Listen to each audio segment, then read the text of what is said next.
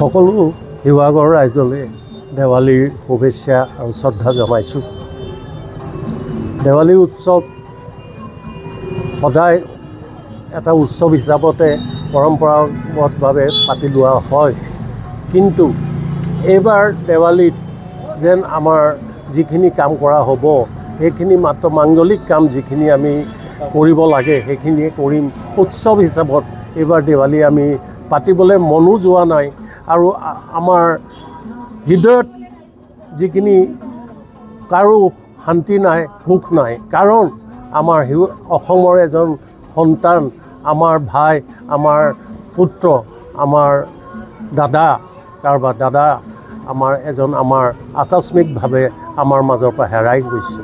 এইটো অত্যন্ত দুখৰ বিষয়, কাৰণ মৃত্যু স্বাভাৱিক চবৰে থাকে, কিন্তু এই ধৰণে এজন আমাৰ উঠি অহা আমাৰ অসমৰ প্ৰাণ জুবিন গাৰ্গ যি ধৰণে আমি শুনামতে যি ধৰণে হত্যা কৰা হৈছে এইখিনি সঁচাকৈ সহ্য কৰিবলগীয়া নহয়। আৰু সদায় আমাৰ মনত এই কথাটো এটা বৰ বেয়া দুখ হিচাপত আছে, আৰু সেইকাৰণে এইবাৰ প্ৰত্যেক ৰাইজৰ মনত যিটো দুখ ভাৱ আছে, তেওঁলোকে কোনো দেৱালী উৎসৱ হিচাপতে নাপাতে। সেইটো আপুনি পাইছে যে এইবাৰ ক'তো অস্থায়ীভাৱে কলগছ লগোৱা বা লাইটিং কৰা এইবাৰ হোৱা নাই, কাৰণ চবৰ মনত দুখ আছে। কোনোবাই সন্তান হেৰুৱাইছে, কোনোবাই নিজৰ ভায়েক হেৰুৱাইছে, তেনেকৈ চবেই ইয়াক লৈছে।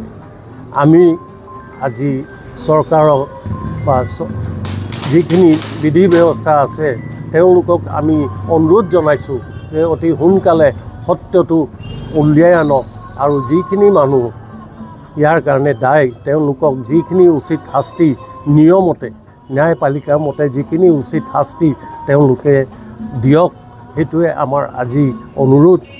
আৰু ৰাইজক আকৌ এবাৰ শুভেচ্ছা জনাই মই দেৱালীৰ শুভেচ্ছা জনাইছোঁ। ধন্যবাদ। হয়, প্ৰথমতে আপোনালোকক এই দেৱালীৰ শুভেচ্ছা জনাইছোঁ।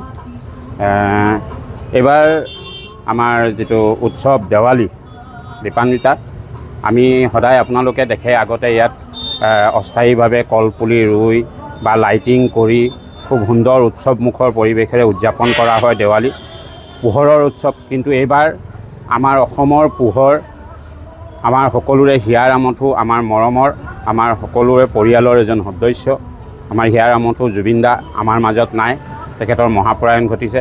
গতিকে আমি সকলো শোকত ম্ৰিয়মান হৈ আছোঁ। গতিকে এনে এই উৎসৱ আমি দেৱালী উৎসৱ হিচাপে আমি নাই পতা, মাত্ৰ মাংগলিক কাৰ্যখিনিহে আমি কৰিছোঁ, পৰ্ব হিচাপেহে ইয়াক পালন কৰা হৈছে। আৰু এইবাৰ কোনেও এই কলপুলি ৰোৱা নাই। আপোনালোকে দেখিছে ৰাতিপুৱাই গোটেই কলগছ বিক্ৰী কৰিবলৈ গাড়ী ইয়াত ঘূৰি ফুৰিছে, কিন্তু কোনেও লোৱা নাই। এইটো কাৰো হেঁচাত নহয়, এইটো স্বতঃস্ফূৰ্তভাৱে আৱেগিকভাৱে সকলো আৱেগত ম্ৰিয়মান হৈ আছে, আৱেগত উটি আছে। আৰু জুবিন দা আমাৰ মাজত, আমাৰ পৰিয়ালৰ এজন সদস্য, আমাৰ অসমৰ সম্পদ, প্ৰতিগৰাকী মাতৃৰ এটি সন্তান, জুবিন দা হিচাপে প্ৰতিগৰাকী মাতৃৰ এটি সন্তান হেৰুৱাইছে। আৰু সেই দুখত ম্ৰিয়মান হৈ এইবাৰ আমি খুব চিম্পুলকৈ, খুব সাধাৰণভাৱে এই পৰ্বটিহে মাংগলিক কাৰ্যসূচীখিনিয়ে অনুষ্ঠিত কৰিছোঁ। গতিকে আমি আশা কৰিছোঁ যে আগন্তুক দিনত আমি জুবিন দাৰ যিটো অস্বাভাৱিক মৃত্যু ঘটিছে ইয়াৰ ন্যায় পাম।